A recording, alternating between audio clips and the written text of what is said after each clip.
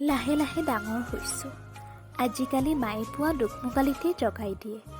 অলপো দেৰিলৈ শুই থাকিব নিদিয়ে। কাৰণ মায়ে জানে জীয়ে কেতিয়া ডাঙৰ হৈছে।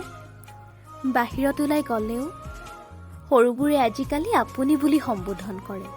কাৰণ লাহে লাহে ডাঙৰ হৈছোঁ।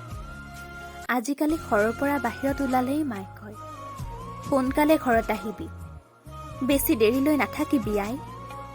কাৰণ মায়ে জানে জীয়ে কেতিয়া ডাঙৰ হ'ল।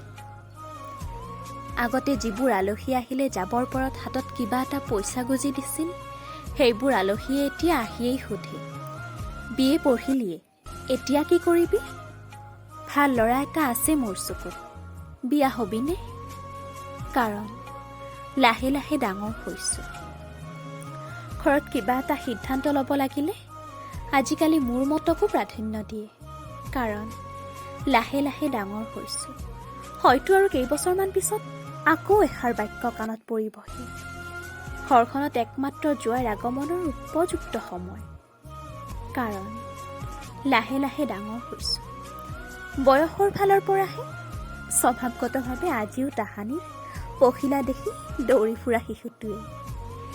কেইটামান বছৰ পিছত হয়তো পৰিয়াল চম্ভালিবলগীয়া হ'ব। সমস্ত দায়িত্ব মূৰ পাতি ল'ব লাগিব। দায়বদ্ধতাবোৰ বাঢ়িব।